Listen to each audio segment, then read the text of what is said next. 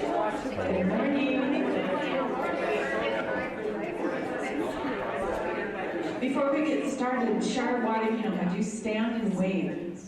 Shar is selling our raffle tickets, and the drawing is going to be this afternoon for those wonderful baskets over there at 4:15, and so you're going to want to get your tickets before then. And there are more foundation contribution forms out on the registration table that you can pick up. Okay, and with that, we're going to get started. I'm so pleased to introduce to you our keynote presenter, Marvin Blickenstaff. When I first started to seek someone for this conference, it was 18 months ago. And I was in Orlando, Florida at the 2017 National Conference. I decided that I would walk through the huge exhibit hall and hopefully I would get some inspiration as I met and talked to people. I had met many fine composers and presenters, but I was truly starstruck. When on the last aisle, I ran into Marvin. I introduced myself, even though I did, get to meet him 25 years ago. I introduced myself and it was all history from there. Oh my goodness, look at that. This was it. Do I look starstruck? So this is Marvin's second time at our conference. The first was in 1994. I was a millennial. And I clearly remember leaving that conference forever changed as a teacher.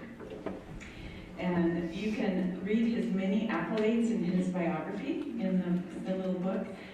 He's truly one of the top in our field. So please join me in welcoming Mr. Marvin.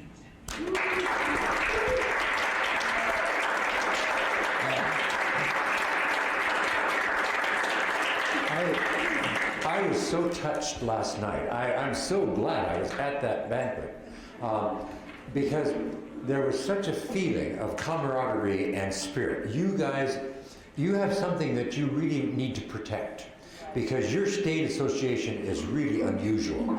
The way you support one another, and through that support we all grow, it's unusual. You come from a huge state where people have to travel hours and hours to get to a conference and to a meeting, and yet it's all invested in the right direction. I honor you and I applaud you, and I'm very, very pleased that you have such a supportive and wonderful organization. It is an honor to be here. And I do remember the previous time I was here, and that was very, very special. I see a table of people back here that I want to stand up. Would you all stand up?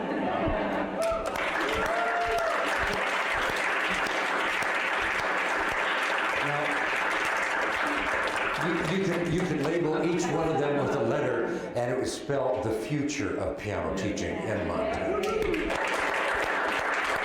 Thank you all for coming. That's wonderful.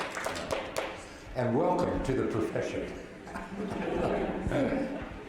I must confess that the background of this presentation that I'm going to make this morning goes to Bozeman. And Bozeman is somewhat synonymous with the name of Nelita True as far as piano pedagogy is concerned. I heard Nelita one time give a master class. And it was very interesting that the master class, in one way or another, was basically focused around the idea of what goes up and what comes down. And the student played actually the first Chopin Nocturne that's in your handout. And Nelita in her teaching said, well, you cannot play the first three notes like you play the rest of that upbeat. Yeah. And the student looked at her quizzically and she said, because some of those notes go up and some of them come down. And I got to thinking, why is that true? Well, because it's from Nelita. No, what is there about that is a musical truism, that going up is different from coming down? And the more, I'm not sure that she actually mentioned the word gravity.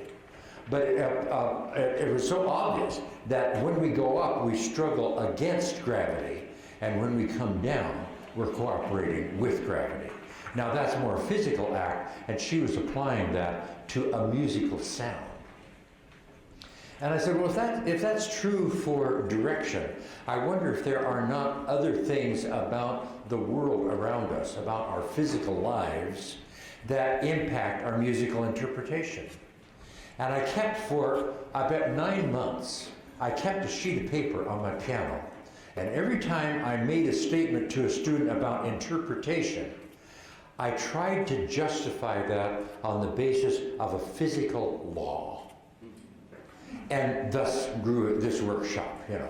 What does the natural world around us teach us about a natural interpretation? And I would urge you to do exactly the same thing. We say, well, this phrase gets louder and this phrase gets quieter, or here you must slow down. Ask yourself, why? Why did you say that? And what is there about that that actually is true? I mean, I'm sure you're right that this phrase does get louder and this does get slower. But what is there about that? And can you relate that in any way to how our bodies function, how our emotions function, but mostly the natural world around us? Very interesting. I think we do not rely enough on the natural response of our physical beings and how that impacts the sound that we're teaching. And I think we really are charged with the responsibility of giving our students some hands-on statements that say, oh, this doesn't just apply to this measure in this one piece, but it's a universal truth. I would much rather generalize and teach universal truths than I would to be specific. In measure 4 of the Clementi Sonatina, you do this. Now go home and practice that. Because measure 4 for them is a unique event, and it does not apply to other things. But when push comes to shove, measure 4 is universal, okay? So that's what we're going to talk about. And we thank Melita for making that one statement. But may I charge you all with the responsibility of starting to make a list. Why do you say what you say? And what is the physical background of that? And then can that apply generally or universally? Would you please all join me in singing My Country 'Tis of Thee? My country 'tis of thee.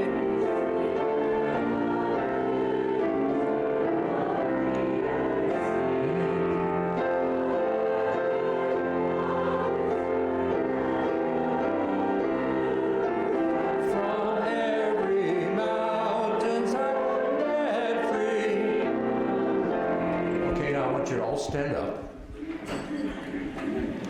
and I want you to sing My Country 'Tis of Thee in one breath. and if you run out of breath, you have to sit down and quit singing. Okay? So we'll see who's standing at the end. Okay? So we're taking about the same tempo. One breath, please. Take a big one. Okay? My country 'tis of thee, sweet land of liberty.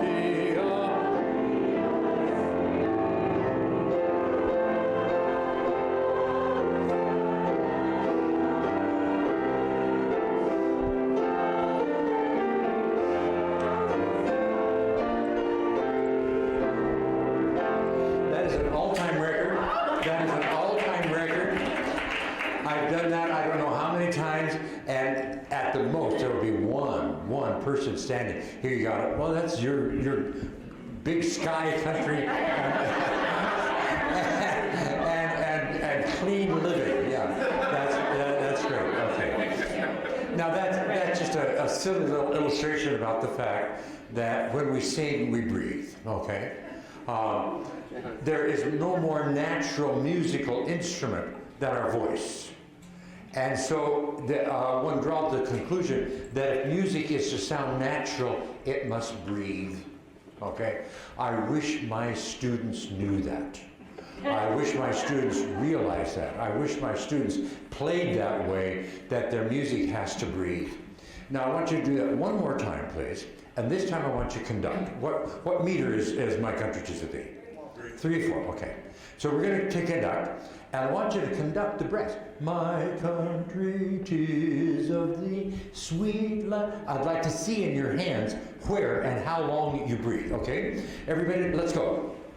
My country 'tis of thee, sweet land of liberty, of thee I sing. Land where no fathers died, land of the pilgrim's pride, from every mountainside, let freedom ring. Great, oh, I love the 4-part harmony. I go to a Mennonite church and they can't sing without harmonizing in 4-part harmony. It's a wonderful sound. That's great. Okay, great. Okay, so music breathes. Now, you have a handout. Does everybody have a copy of the handout? Okay, good. You need a handout. I brought plenty, I think.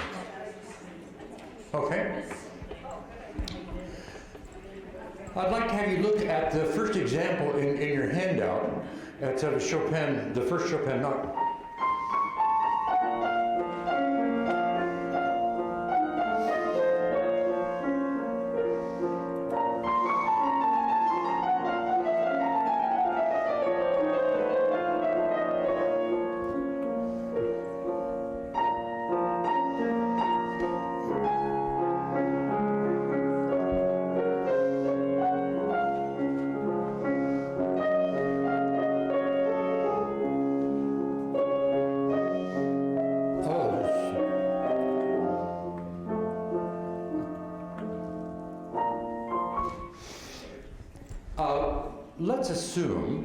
Let's assume that at the end of every curved line, there's some kind of a breath, okay? Composers draw curved lines to show groupings of notes, and after those, you take a little breath. What does BB and CB and NB on your handout mean? No breath. No breath. Oh, but I just got through saying that at the end of a curved line, you have to take a breath. So it can't be no breath. What's CB? Normal. Catch breath. Thank you. What's BB? Bad breath. Big breath. Big, bad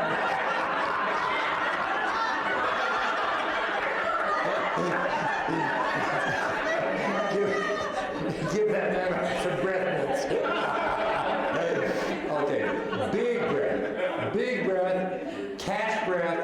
And NB is normal breath. Yeah. Okay. So we do have those different kinds of breaths. In other words, not all breaths are created equal. Yeah. And when you sing that, it's so obvious.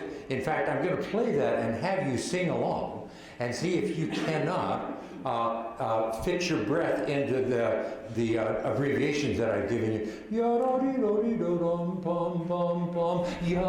There's a quick little catch breath. But Chopin says he wants a breath. And then, as we finish the example, I want you to figure out what is the justification for a big breath.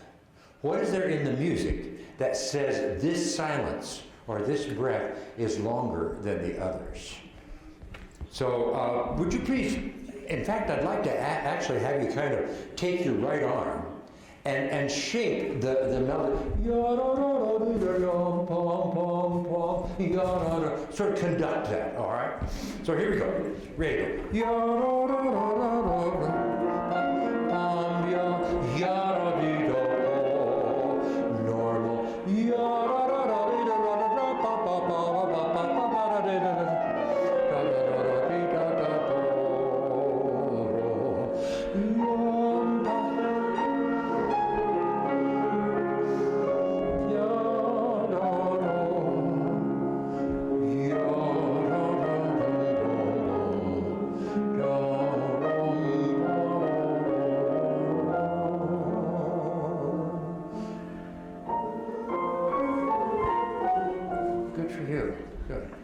Why the big breaths?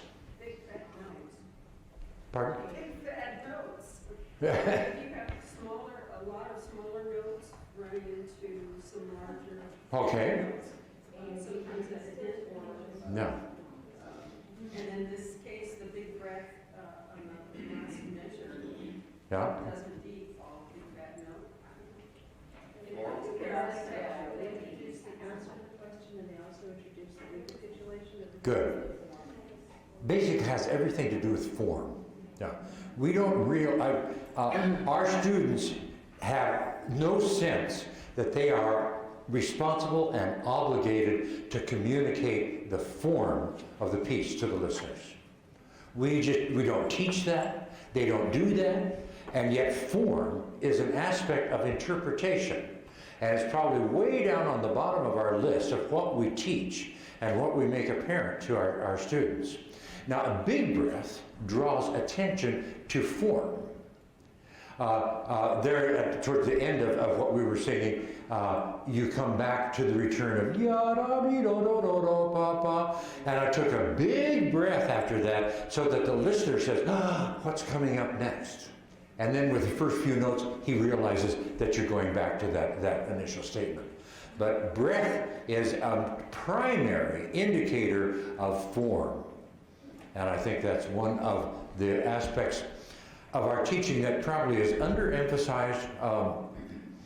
My guess is that most of our students have not heard us preach the gospel of form or preach to our students that they are responsible, that their listeners know when you're going from the development sections into the recapitulation. How do you announce the recapitulation? You know, that's their responsibility, so that their listener catches that. Great. Okay, so you might think about that and talk to your students. Now, in my teaching from day to day, I probably use the word lift more than any single word that I use. Lift, all the time. Students have a tendency to sort of play run-on legato lines, and they don't lift at the ends of phrases. What I need to do better is talk about big lifts and small lifts, or little breaks and things like that, so that they get sensitized to the quality of the breath that we are taking. The next item in your handout is a little Mozart.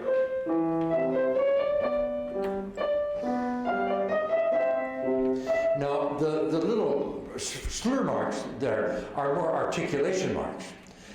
We, of course, sense that you've got a two measure phrase, and you have to lift it,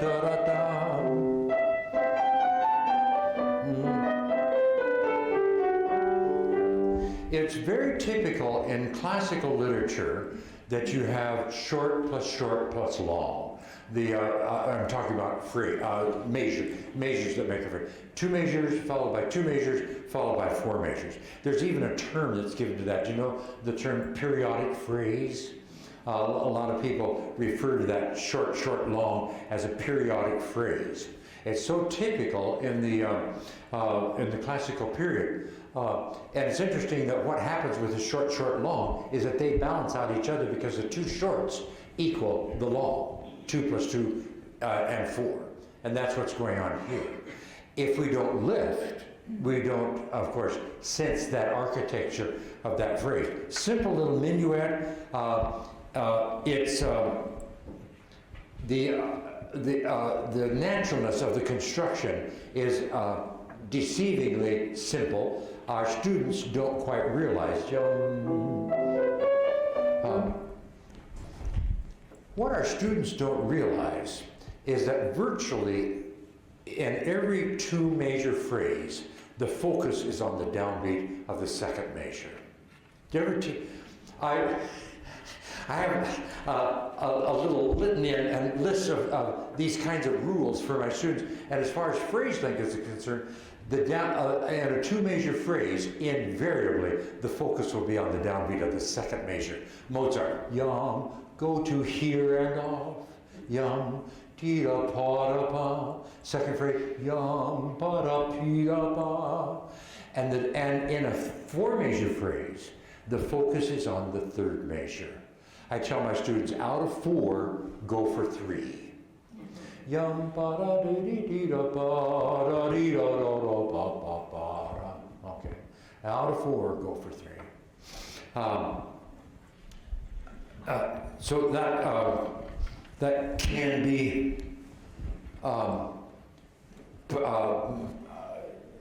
the breaths there in the Mozart are really quite obvious. And your third example in Bach. Lift. Now those are articulation breaks. The thing that one might emphasize about that is that once you decide that you're going to lift, that you take a catch breath there, that must be consistent. If there's one thing that we need to emphasize with our students in teaching Baroque articulation, it's that they must be consistent. North Germans follow rules. And once you establish a rule, you would die before you would break that rule. So da da da da da, here you lift, ya da, and lift, da da da da da, here you lift, ya da da, lift. Okay. So that must remain consistent. Now, your example number 4. If you don't know this piece, I would highly urge you to.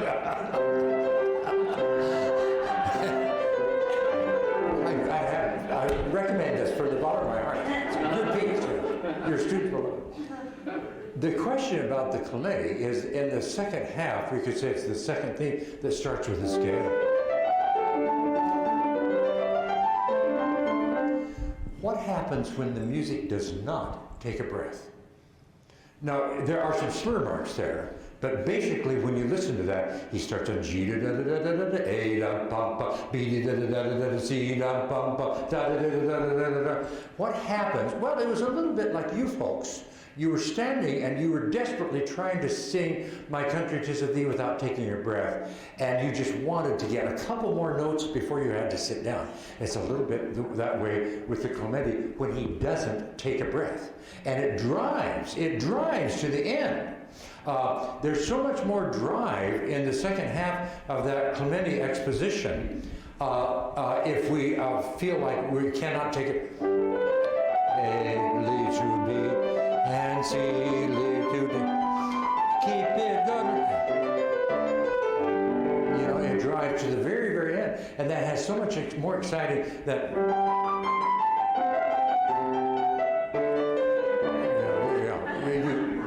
You've heard that before. Yeah. Okay, great.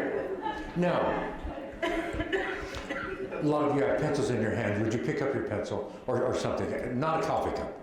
Okay, pick up something. Okay.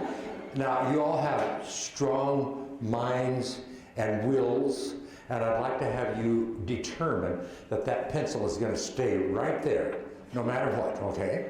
Keep it there and open up your hand. And what happens to your pencil? It drops. But you told it to stay there. Yeah. Oh! Mind over matter. David and Margaret. Very good. Anyway, so what law of nature was stronger than your mind that says, I want you to stay up in the air? Gravity, exactly. Gravity. Very, very important aspect of musical interpretation. From the time that we're little babies, we learn about gravity. We try to stand up and walk a little bit, and then we fall. And we never fall up, we always fall down. There are aspects of athletics that rely on, think of a pole vaulter, you know. It's defying gravity. And art, in dance. One of the most awesome experiences in a ballet is when male and female dancers are out. The male dancer lifts the ballerina up, and she looks like she's floating in air. And that's an awesome experience because we can't do that. You can't float. Our government spends millions of dollars training astronauts to learn how to exist in an environment that has no gravity. Yeah. We're so tied to gravity. Our music is tied to gravity. And as Nolita said, going up is different than coming down. We need to teach that more. Going up is different than coming down, simply because we're human beings that live in a world that is controlled by gravity. Going up is different from coming down. Your handout, example. Yeah, example number 5. This is from the Mozart D minor fantasy, and there's a cadenza.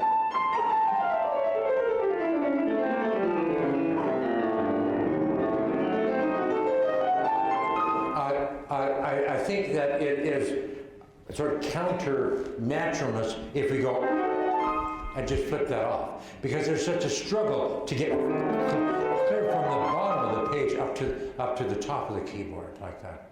So those notes slow down because they're defying gravity. They're controlled by gravity, and they're working against gravity. And working against gravity implies also a lot of physical effort. So at the end of that, this is probably an improper interpretation that you fade away. No, you're struggling against that. It takes more effort to get up there. That's one little example of that.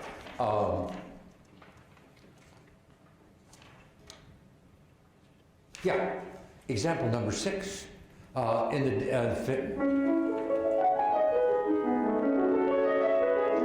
there's a place at the bottom of the first page, and that should be in your example, where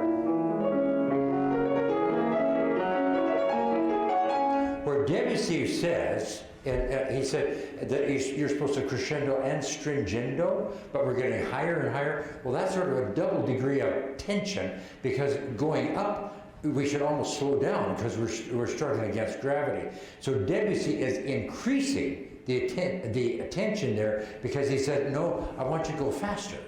And that sort of is augmented message about tension.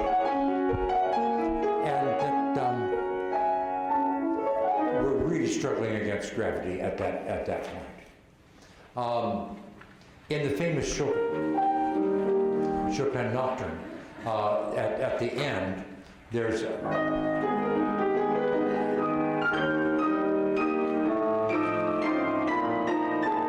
now those octaves are marked stretto. What does stretto mean? What is the word stretto? I'll write to MTNA and say, you have to check these Montana teachers out. They don't know what stretto means. What does stretto mean? It's an Italian word for compressing. Yeah. And if a composer wants, it's somewhat synonymous with accelerando, but I like the word compressing. The notes are getting closer and closer together. And Chopin says, now I've got you clear up at the top of the keyboard there on high E flat, and all these octaves coming down get closer and closer and closer and closer. What's that all about? Gravity is taking over and is pulling us down. So the octaves come down. None of us would play da, da. That does not have the pull of gravity. That is sound that is not aligning itself with a natural law. The natural law there is this high notes come da da da da da da da da.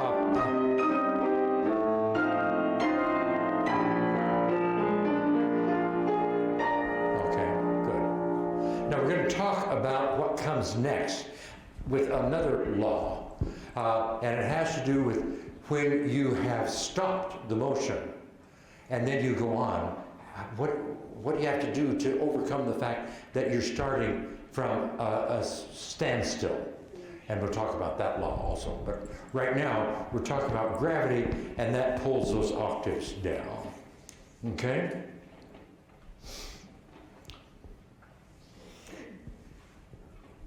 if we were in a concert hall with a wooden floor and the piano had nice rollers on it, like you have in a concert hall, you're on a lift and the rollers move the piano very easily.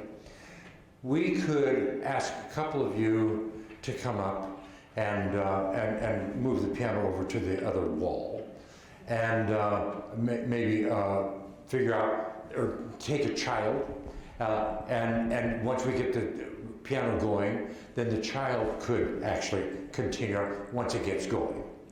What is that law that says something about motion or movement? A body that is at rest tends to stay at rest, and a body in motion tends to yeah, we all have that in physics 1. Yeah. That's a really important musical rule. A body at rest tends to stay at rest, and a body in motion tends to stay. And composers deal with that very meaningfully in the way that they arrange their rhythm. There's a Chopin nocturne that goes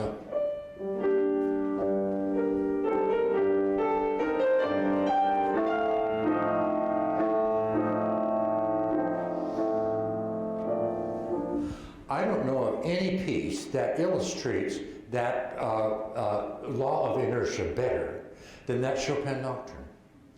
We start out with body at rest. Now get it going, get it going.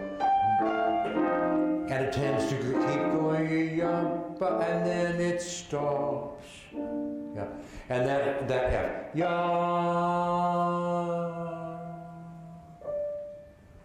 and it fulfills the energy of the line that built up to it, and then it diminishes. It's a little bit like you're out in a lake, on the shore of a lake, and you're pushing a rowboat out into the water.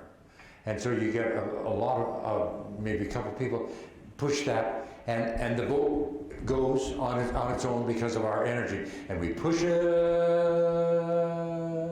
and then gravity makes it stop. It's exactly what Chopin has done here.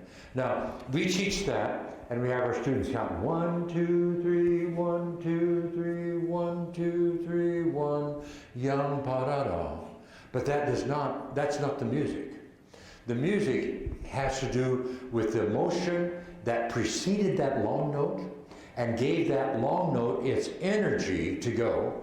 And Chopin knows exactly how much energy it took to get that F to sail that long, and then when it must die. Okay. Incredible thinking on a composer's part who is really, really being very sensitive to a law of nature. Yum pom bi ya da da pa ya da da da ta. Just right, just right.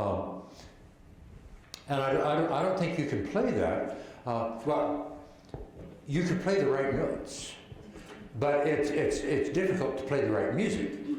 Yeah, you can play the right notes, but the music is getting the momentum going, and then listening very carefully to when that F has to resolve to the D. It runs out of energy. Even in his B minor prelude, he gets it going, and the dotted rhythm carries it over across the bar line. Every one of those phrases goes across the bar line to the next down. Go to me.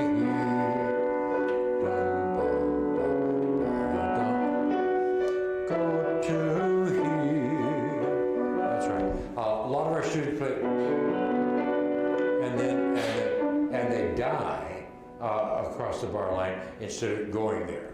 But I think the inertia carries that sound across the bar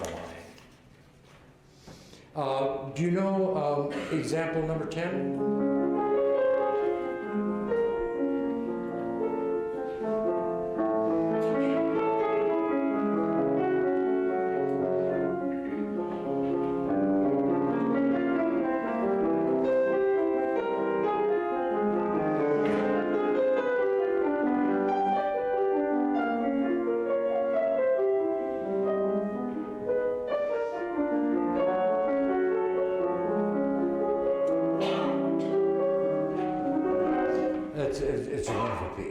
It's a wonderful piece to get your students to thinking about what happens to the line. You go here, and gravity pulls that sound down.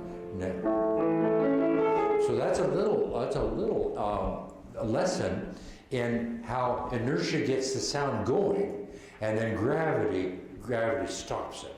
Going to the beat, and you fade, and then the energy keeps going to the beat. It's a beautiful, beautiful piece. Your example 11, I think it is, yeah. So we have our Chopin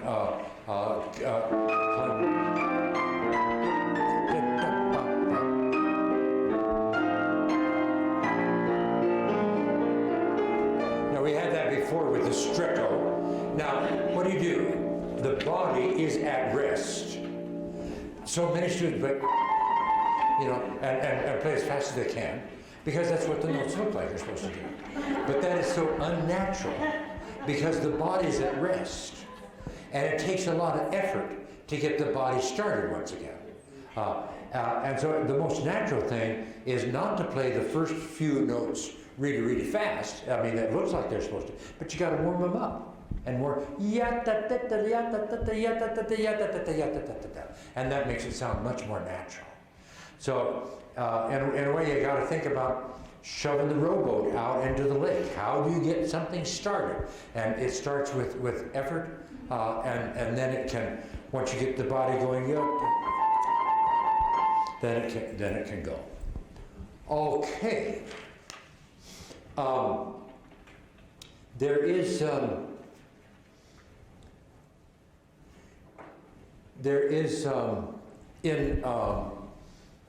I think we've got, wait a second, I'm getting ahead of myself here a little bit.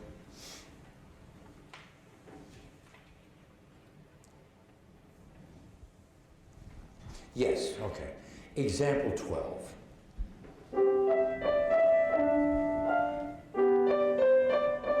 There's a little canzonet by Nefa. Who was Nefa? Pardon? Nefa was Beethoven's teacher in Bonn. Yeah, exactly. Nefa was a very informed musician. He knew about Bach prelude and fugues, and he taught Beethoven the well-tempered clavier. Yeah, Beethoven owed a great deal of credit for his musical education to Nefa. So Nefa wrote some music, and here's a little canzonetta. And I think there's the phrase structure. One could say that the phrase structure of a periodic phrase is somewhat based on that idea of inertia. Now we get it go. Now we get it going, and we get it. And now after two of those, we can sail for a longer time.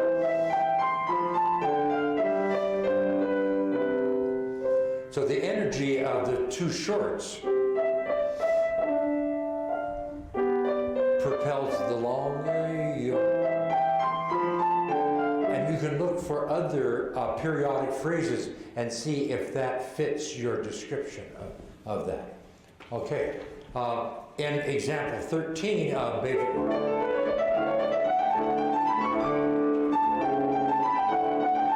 well, going up and coming down. This goes here. And we can almost slow down a little bit there for the big arrival. That whole thing is building up for that arrival on the top. And the up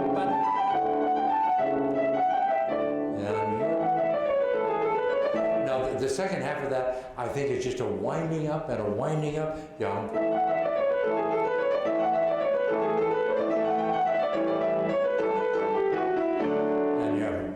It's a lively and fun dance to play. It doesn't make a lot of sense if all you do is play the note, because there's no natural force behind that. So we have to think, what does that sound do, and why do I think that crescendos? And what is the law, the physical law or the natural law behind that crescendos. Okay, good. Well, you are way ahead of me on that. Okay, good. Now, I would like to have you find your pulse. And once you have found your pulse, would you snap a finger to that? Have you got it?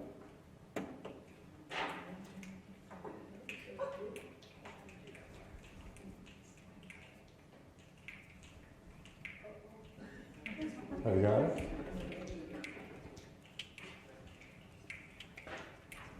Okay. The question is it steady? It better. If it's not steady, you can dial 911. The pulse is steady. I'm no ethnomusicologist, but I think that it's sort of a truism to, if we understand that some of the earliest music that human beings created were drum beats. And where's that coming from? Your heart. There's nothing more natural than our heart beating. Why is it that we feel so uncomfortable with a beat that is not steady? It's because it doesn't conform to our idea of what is natural physical. Natural physically. Steady beat is very, very, very important. I had a teacher one time who said, he made the observation that when you are sitting in a concert and you see people start to fidget a little bit in their seats, it's because the performer has lost a steady beat. We feel uncomfortable with a lack of steady beat. So that's just part of how we're built and how music, So Bernard Weiser once explained to a bunch of us nervous kids that because our hearts are beating faster when we're nervous, our tempo is faster.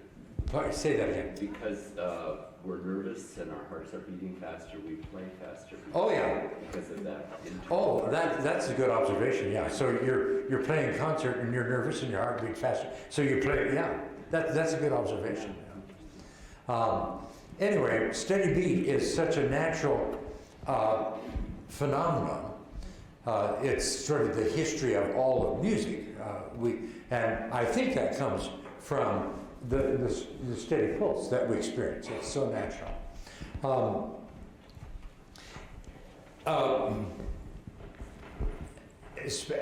In all periods of music, but this one example.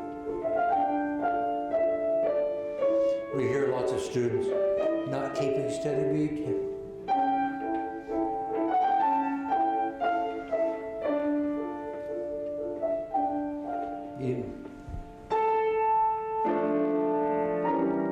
Has to be steady. Now, that makes it so awesome, really. It's a fantastic theme. I love teaching the D minor fantasy. My students and I go to great lengths to discuss the picture of life that is presented in this. I say, this piece is only about 5 pages long, but it is a composite of a whole life's experience. And you can find happiness, it's that tragedy and drama, it's just a masterwork because of the way it portrays the journey of life that we as human beings experience. I don't apologize for talking in sort of exaggerated phrases like that because I think students need every bit of input that we can give them about the importance of music as it expresses our lives. They think that music in a way is very disassociated from their life's experience. And I think it's very important for us, literally with every piece that we teach, to talk about what is the meaning of this piece and how does it inform you about your life. We'll talk a little bit more about that later on today, but I think that's really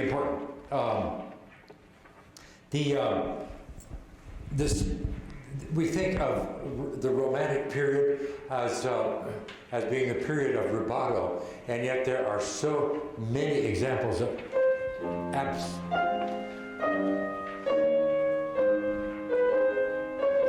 where steadiness is the essence of that beat. In that Chopin nocturne, if that left hand were not march, march, march, march, you would lose the essence of that whole nocturne.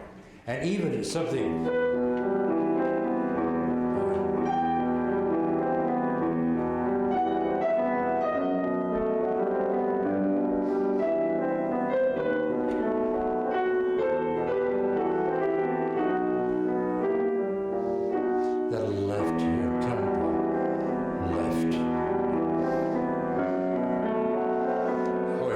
the steadiness of that really is. And then, is there ever a point in music where the composer wants to create the effect that the heartbeat has stopped? I mean, if heartbeat is such a natural thing in us, what about what happens when the heartbeat stops? Well, we would always obviously say death. A lot of people have made the comment that the Chopin E minor prelude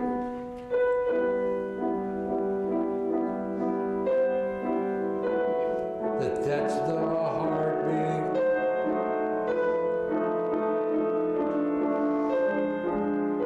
And at the end, there's the climax.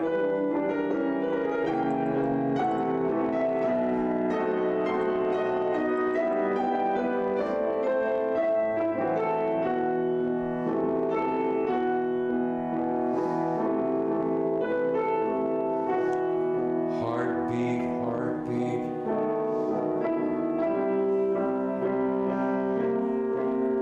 Now, right there, Chopin writes Schmerzando. Die.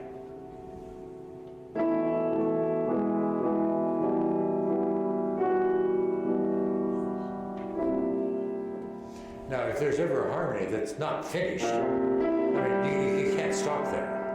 And yet he stops, and there's a silence. Well, guess what happened? The heart stopped beating. I think that is it's a very graphic illustration of death, because the heart stopped beating there, you know.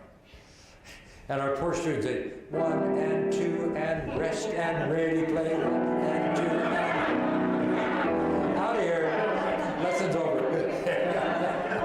Yeah, they don't realize how incredibly dramatic that is.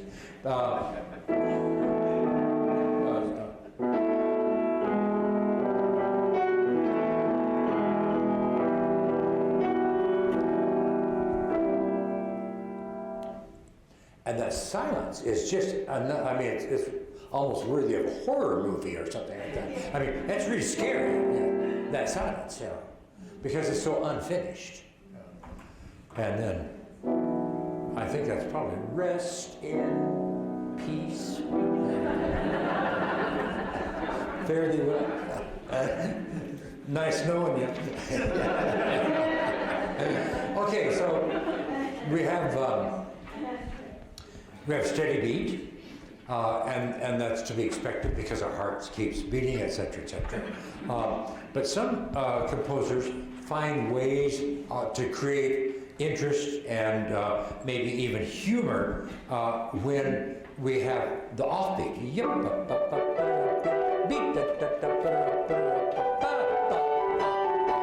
And Haydn really means that, the offbeat. And what does he achieve with that? It's the humor of hearing an accent on the offbeat. Yeah.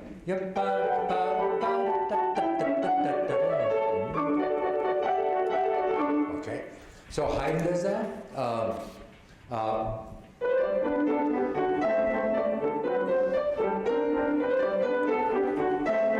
Yeah, I tell my students it's almost impossible to over accent that syncopated note because it's humor. It's funny.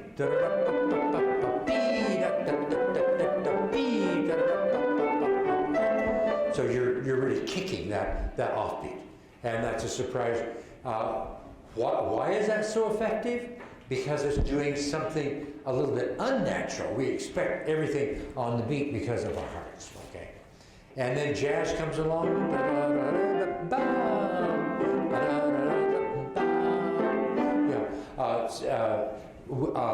So you see that the example is, number 20, Robert Starr in the bright orange. And how does he get that? To have important notes coming in on the offbeats.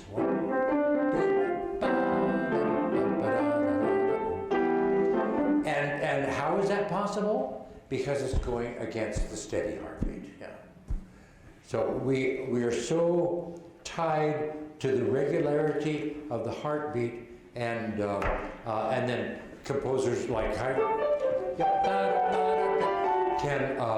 can change that and can achieve a whole new musical picture by going against the heartbeat. Okay. Now, let's review a little bit.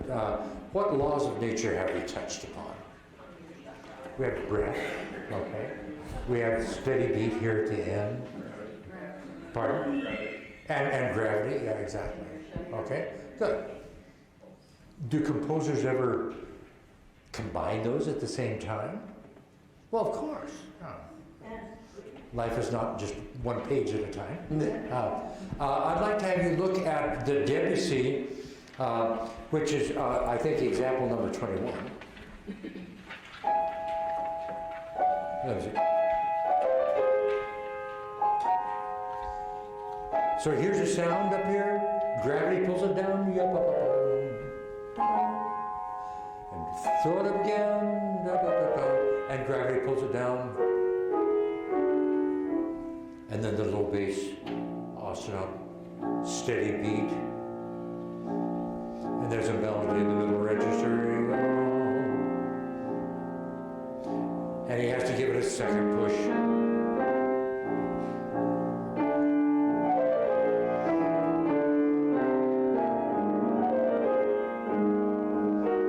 I think there's several things going on there, you know. You got the that's gravity pulling that sound down. You obviously have that heartbeat on the low B flats, and then you got that melody that he seems to have to push it a couple times to get it going. But then once it gets going, you know, the inertia carries that on and on. I think we ought to choreograph that. You three tables here, 1, 2, 3. I want you to be the gravity. And so when Debussy goes, ya, da, da, da, da, and you can flutter your hand down to show gravity. And da, da, yeah, okay? You two tables there in the back, I want you to be the steady beat, the low B flats. And you can tap quietly. And you three tables here, I want you to shove that middle register melody, and you go ya-da-da, and then you get back up the way, ya-da-da, and you got to keep it going, ya-da-da-da, and your hands have to move forward as long as that melody's going. Okay, are you ready? So you're going to be gravity. You got steady beat, and you guys are in inertia. Watch your score, and we are now a Debussy prelude. All right, ready? Ya, da, da, da, da. And again, ya, da, da, da, da. Beat, ya, da.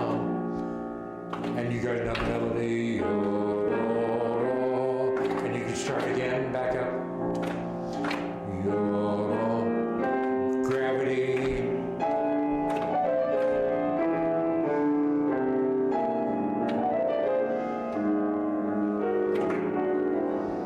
Good. That's interesting. Debussy's known for creating streams of sound. You listen to his orchestral compositions, and the winds will be doing one thing, and the strings another thing, and maybe percussion. It's very interesting. Now, you have to play this piece, but you're just one person. You don't have a whole company to assist you with these. So I think we better practice putting a Debussy prelude in our body, okay? So you got one arm that can go ya, da da da dum, ba da, and your feet can go yum, bum, bum, bum. Your other arm, ya da pa, ya da da da da, okay? So you now are choreographing a Debussy prelude. Here we go. One arm up. Ya da da da da. Ba. Ya da da da da.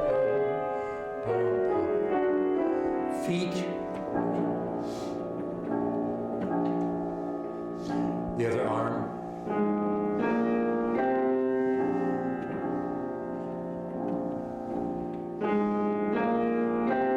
Here comes gravity.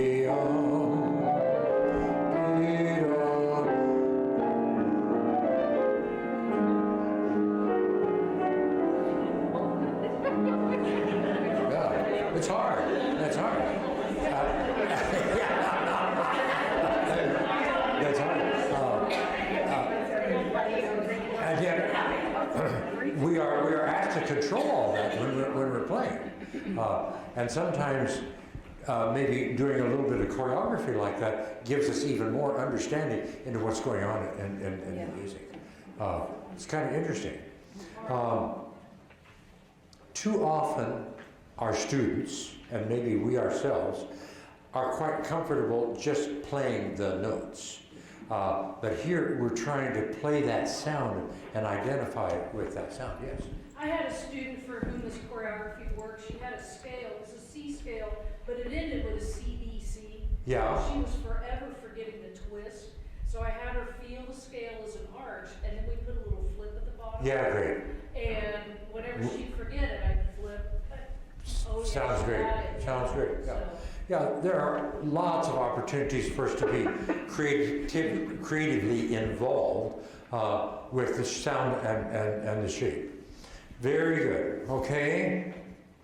Now, one other thing. I mean, this gets a little silly, but I'm trying to make a point that there are laws of nature that really do help us interpret our music.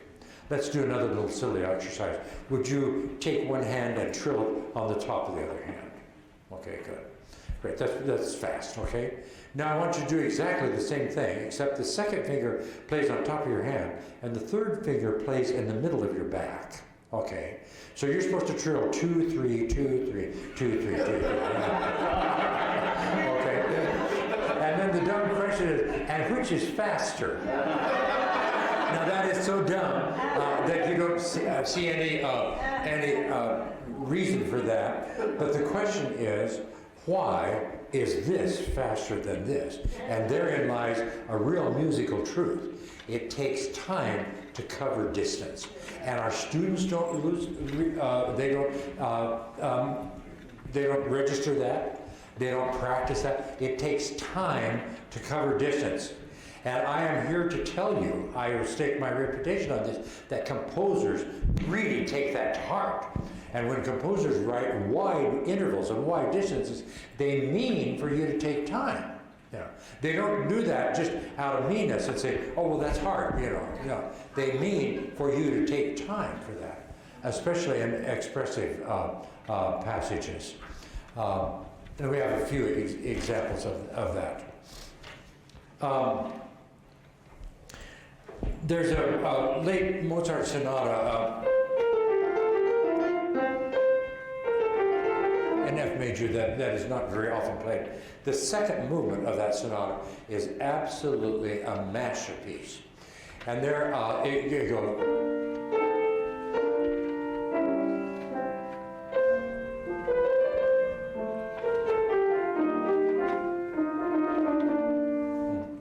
It's so beautiful. But there's one place in that second movement where Mozart engages in some very expressive wide leaps.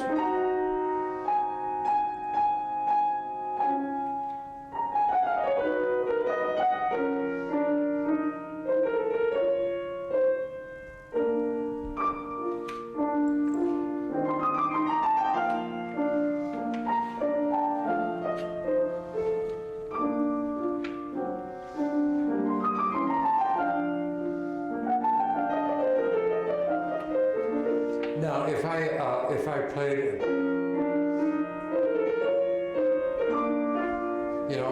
that would be ridiculous, because it negates the importance of that wide leap.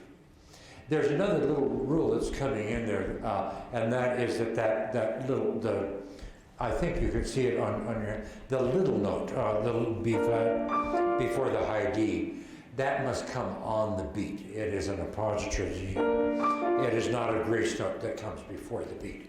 Well, that renders that all the more meaningful.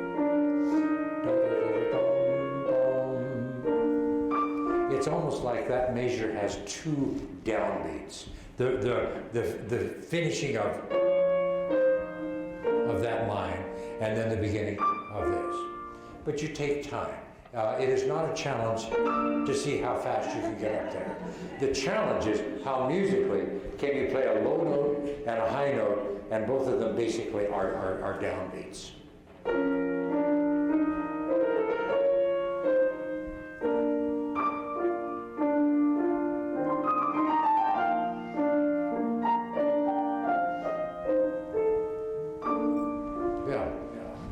Remember that it took time to get your second finger and back to your third finger. It takes time to cover distance.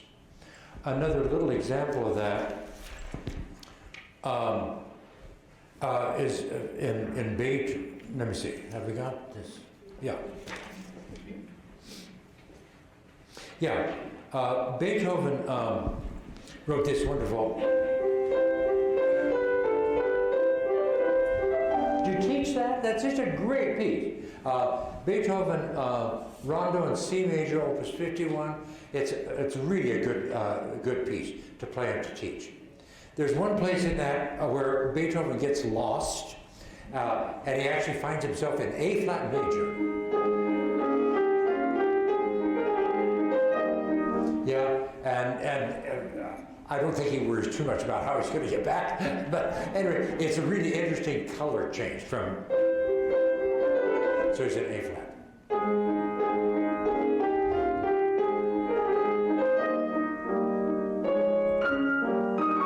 Now, that is a wide leap. And in fact, that high note is the highest note on Beethoven's piano at that time. Yeah. That's as good as it gets. It's as high as it can go. And it's such an expressive moment. And the last thing that Beethoven would encourage you to do is play that on time. You're and giving no credit to the fact that he's reaching for the ultimate, that highest note, and how expressive that is. It's on the offbeat and everything. I mean, so we should paint that with gold dust or something like that, because that is such a beautiful moment.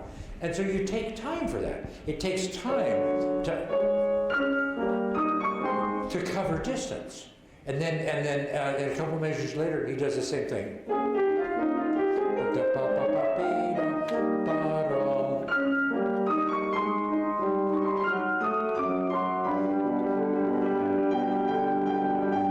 And then it goes on into a kind of a cadenza thing.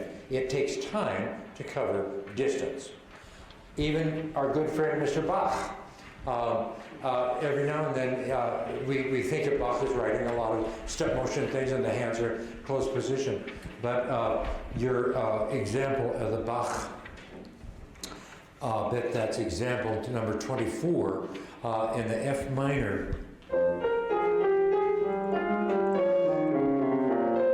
The F minor invention is probably the most expressive of all of the two-part inventions. F minor was especially poignant key for Bach, and there are moments where those intervals, it's kind of unusual right from the very beginning. That up a sixth and reaching higher.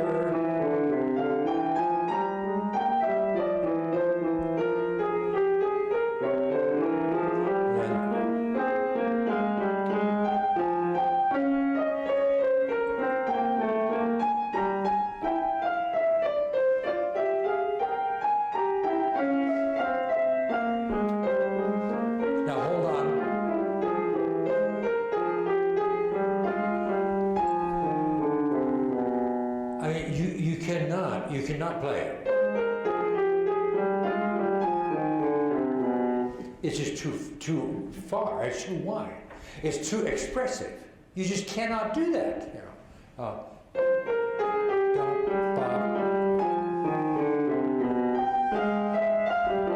I mean, the guy was a living, breathing, feeling human being, and no living, breathing, feeling human being would go yada da da da blah blah, yada da da da. You reach and you cry to get up there. Yeah. We are so privileged to be dealing with these sounds. And, oh, great.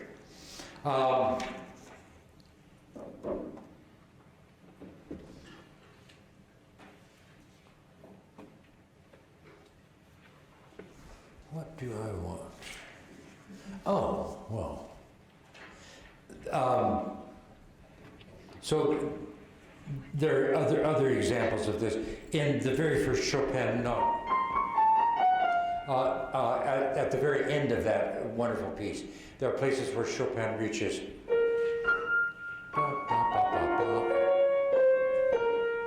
And then over 2 octaves.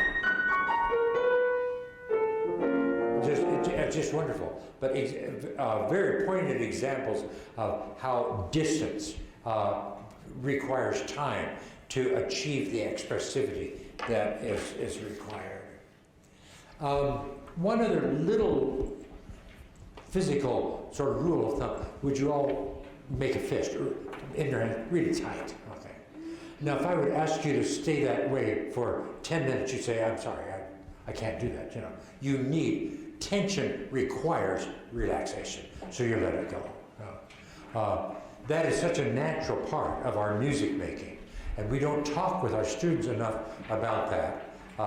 And as a result, they don't have that element and that color in their music of tension that relax.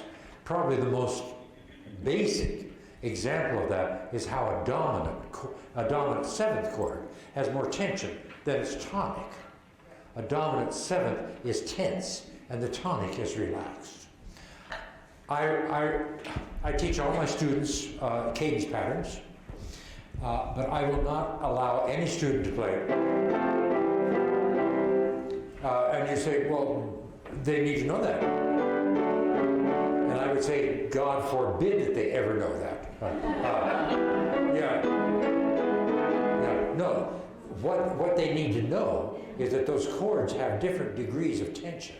So when I'm teaching cadence patterns, we make a bass line out of the left hand. We play 1, 4, 1, 5, and then they learn that when they go to the tonic 6/4, that's the moment of greatest tension, and so there's a real crescendo. Go to here and then realize. So a cadence pattern for my students is actually more of a dynamic plan than a physical routine of doing that. They listen to the dynamics. Go for the 1/6, and we use the pedal so that it enhances the dynamics of that. Okay. Go for the 1. When I was in graduate school, I was studying with a wonderful Hungarian teacher, and he, in every lesson, he would mention the tonic 6/4 chord and how crucial that was in the shaping of a phrase. And he would keep pointing it out, and I finally got through my thick head. And so when I started teaching, after I finished graduate school, I actually bought an amber colored pencil to circle every 1/6/4 chord in my students' literature. I mean, we really preached the gospel of the 1/6/4. And then would do exercises like that to bring that out. And I hope that they carry that same tradition in their teaching, so that they realize what's important about the 1/6/4. It has the greatest tension. It has the greatest harmonic tension in the phrase. Some theory teachers teach that as a double appoggiatura chord, where not just one note resolves, but 2 notes resolve. Well, what you call it is not the important thing is how you hear it and how you play it. That is important. But I simply label it as a tonic 6/4. I think we're doing our students a tremendous disservice when we don't point that out. Literally. Well, let me tell you two things about the 1/6/4. Literally, every sonatina cadence, towards the end of a section of a sonatina, it has the harmonic formula of 1/6/4 5/7/1, and that then also states the next thing I want to say: all 1/6/4 chords, all 1/6/4 chords are followed with the dominant seventh, and so you have a series of what I would say. Decreasing tension. The 1/6/4 has the greatest tension, dominant seventh is a little bit below that, and then the tonic, of course, is the total relaxation. So we go from this to this to this. Yeah. And if we don't realize that, if we don't name it, if we don't call it, if we don't experiment with it, we are bypassing a very important interpretation aspect in our music. 1/6/4 5/7/1. In the Beethoven rondo that we were talking about, once again, I mean, poor man really got lost. Here he's flirting with D flat.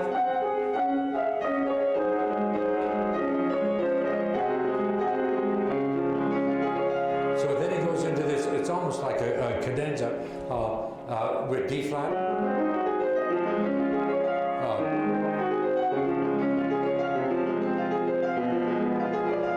The harmonies are getting darker and darker.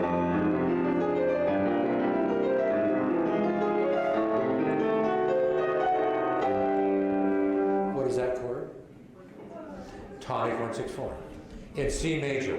He's been working with all of that, the dark stuff of D flat and its associated harmonies, and then the sun comes out and shines very brightly on the 1/6/4, and he can't let that go with just one time, and he does it again, and then he can resolve. Yeah.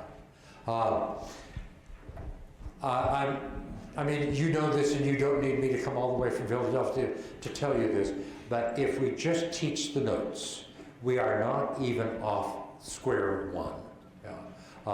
It's the sound, it's the emotion, and it's trying to identify with what the composers have put into this.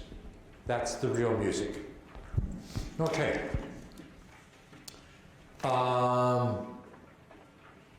I don't think you've got this in your handout, but there's a cute little, well, I shouldn't say cute. There's a D belly sonatina. Do you teach?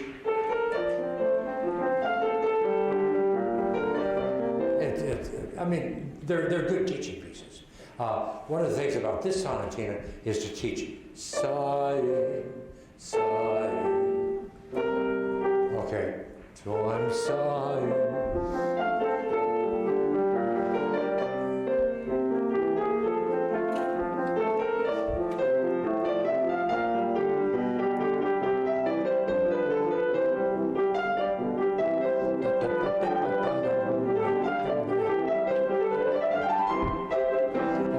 So that's fine. And D belly is walking around the streets of Vienna and saying, "Oh, I'm happy, I'm so happy."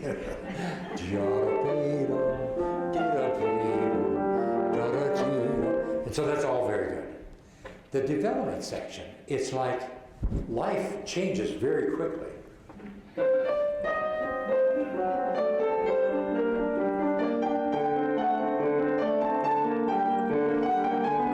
Dark and it's struggling and has sorrow.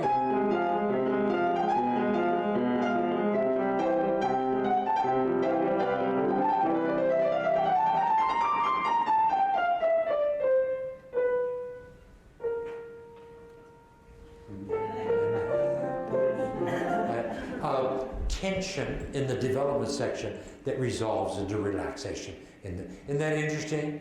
That a composer sets out to actually label sections of the piece as sort of relaxed and happy, and then other sections of the piece that have tension and discord in them. I think that's kind of an interesting way in which Diabelli has dealt with that idea of tension and relaxation. Okay, so I hope you may have an extra little bit of a coffee break. Are we about on time? I'm a little over.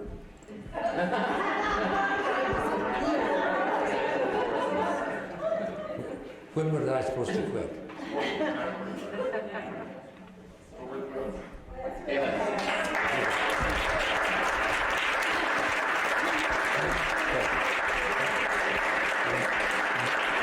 Thank you. Okay, see you later.